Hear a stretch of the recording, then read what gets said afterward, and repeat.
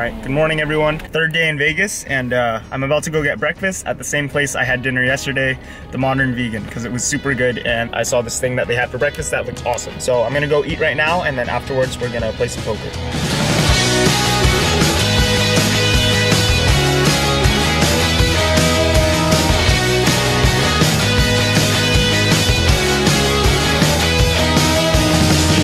Alright everyone, finished with food and now it's time to play poker. Thinking about playing at the Bellagio today. Probably will play somewhere else too, because I felt like when I was at the Wynn and I played the cash game and the tournament, I got kind of bored of the scenery, and that's why I went to the Venetian instead. And it will give me a chance to play at new casinos so I can collect poker chips and check out new casinos. By the way guys, whenever I park on the strip, I always just go to the Miracle Mile shops at Planet Hollywood and park in the structure, and then I just walk to wherever I'm trying to go. If you guys know where I can park for free in any other areas, then please let me know so that I can be closer to other things if I need to be. Yeah, I remember t-shirt weather. I remember Sundays in the singing our lungs out in the backseat together, and the seatbelts were burning our fingers in the t-shirt weather. I remember sleeping till the early afternoon. Alright guys, we're here. I'm gonna play some 1-3. Wish me luck.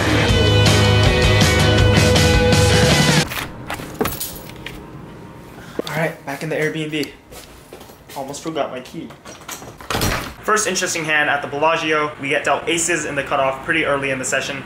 The under the gun player raises to 6, under the gun +1 calls, and the hijack puts out a 3-bet to $15. I decide to 4-bet this hand to 55, and only the hijack calls. So going heads up to a flop, which comes 3, queen, 8, 2 diamonds. My opponent checks, and he only has 80-something-ish effective, so I put him all in. He makes the call, board runs out 6 of hearts, 4 of clubs, and the hijack shows king, queen of diamonds. So turns out that he had a ton of outs. One of my poker friends, Ton, actually saw my story, and he put the hand into Equilab, and it turns out that we were almost literally flipping, so we were able to dodge pretty much the world and ended up winning this one. Very soon afterwards, we get dealt pocket kings on the button. The under the gun +2 player raises to $13. Action folds to me, and I decide to make it 45. Action folds back to the original raiser, and he actually tanks for a very, very long time until eventually shoving for 165 effective. I obviously snap call. Flop brings an ace. Board runs out, and my opponent turns over pocket aces. So won a big hand and then lost a big hand on the losing side of aces over kings. In this next hand, we are again dealt a pretty premium hand. We have ace king offsuit in the cutoff. The under the gun player raises to $20. Normally she had been raising to $8 or limping, so this kind of set off alarm bells. So when action folds all the way to me in the cutoff, I do something I normally wouldn't do, and I actually just flat. The player was older as well, and I've seen this happen in a lot of situations where older, really nitty players will normally limp or raise to very small amounts and then all of a sudden raise to 20 under the gun with monsters. So in this situation, I just thought the best thing to do was flat. Small blind makes the call as well, so we're going through ace to a flop, which comes 10 ace 3 2 spades. So we make top pair. The small blind donk bets $20, and the original raiser in under the gun calls. I'm not really sure what the best option is here. I could flat and then try to get it in on the turn or something like that, but I just decided that I wanted to protect my hand as much as possible. Either player could definitely have some kind of flush draw or king queen or queen jack, something like that. So I decided to raise to 100, and small blind pretty quickly folds, and the under the gun player thinks for a very long time and eventually makes the fold as well. So probably did not get max value in that spot. Let me know what you think the best play is in that situation. Hey guys, I ran out of battery while filming at the Airbnb, so continuing on, I get dealt ace queen offsuit in under the gun +1. The under the gun player raises to $6 and I make it 20. Folds back to him and he makes the call. So we're going heads up to a flop, which comes 9 jack ace 2 diamonds, I believe. My opponent checks to me and I put out a c-bet of $33, and he actually raises me to 100. Not gonna fold here, so the question is whether to just call or 3-bet, since I don't have a ton left behind, and if I just call, then I'll have a good amount less than pot. I think 3-betting and getting it in here isn't a terrible option with the board being so draw heavy, but I decided to just take the low variance route and call. The turn brings the 10 of hearts, bringing a backdoor flush draw. So now there are 2 flush draws on the board, and king queen gets there. My opponent puts me all in. Just gonna have to call here. I'm not loving the spot because he can easily have 2 pair, maybe king queen, but he could have plenty of bluffs as well. So I made the call. The river is an offsuit 6, I think, and my opponent chose pocket 7s, so ended up taking down a nice one here. Thank you. Last hand for this session, I was in under the gun and I was actually waiting for the big blind to get next to me because I was playing my very last orbit. So part of me was hoping I didn't get a good hand so I could just fold and leave with the win. And then I end up with pocket kings. So I decided to make it $18 and I get 2 calls. Flop comes 10-8-4, 3 spades. I don't have a spade, so not the board I was looking for, but I still think I can see bet this flop, so I made it $35. The under the gun +1 player folds, and the low jack, who is an older woman who had been playing pretty tight throughout the session, asked how much it is, even though it was very clear, and it felt to me like she was Hollywooding. She ends up making the call, so we're going heads up to a turn card, which is an offsuit jack.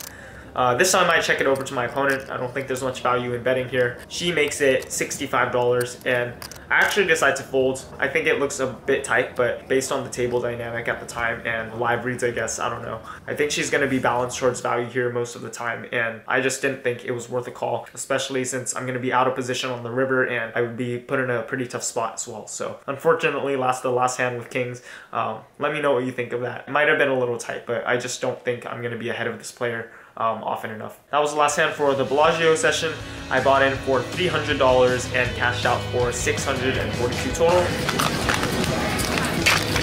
Good luck, guys. For a profit of $342. Dreams fly like birds across the kitchen trouble stirs. When my mind plays tricks, I have to go.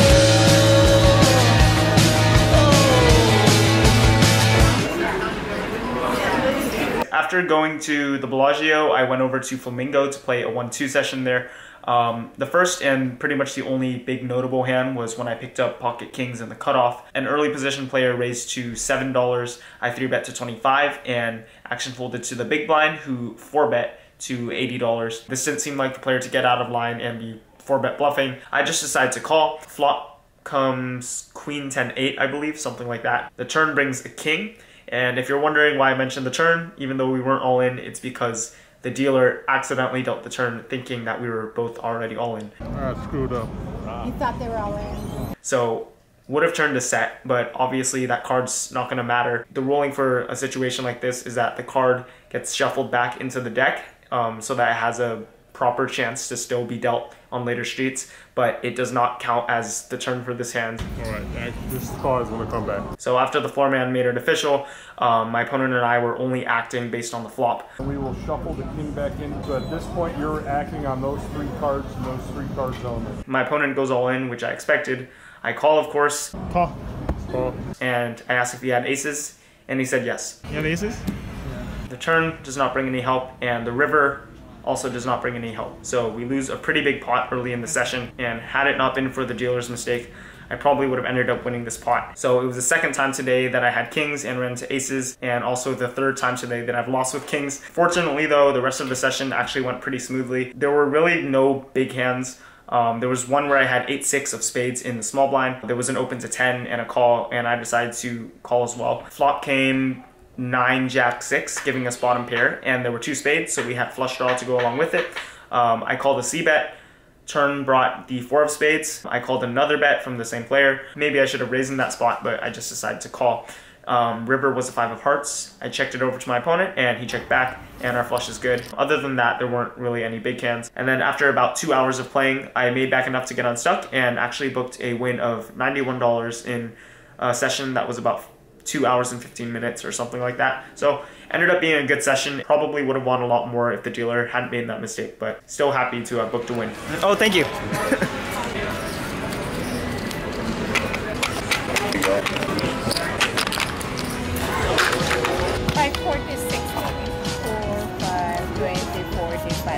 Thank you. Okay, thank you. Alright guys, just finished up a session.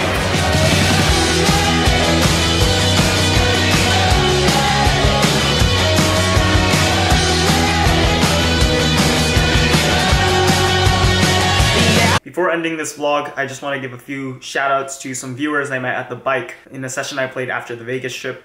I actually played a hand against one of them where I had King Jack. There was an early position raise and 4 callers, so 5 ways to a flop of Jack 4-3 or something like that. The original raiser checks. I put out a bet of $45 and only the cutoff calls turned as a 10, and I went all in.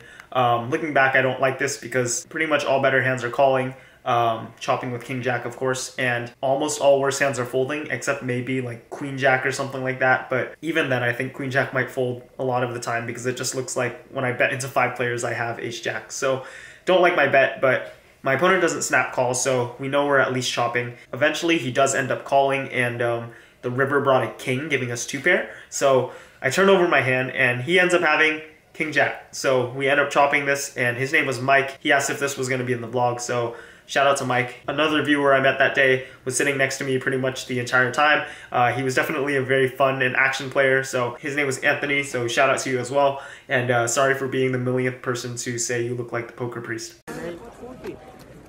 That's it for today's vlog. I will see you guys for day 4 of the Vegas trip. Bye. I remember t-shirt weather. I remember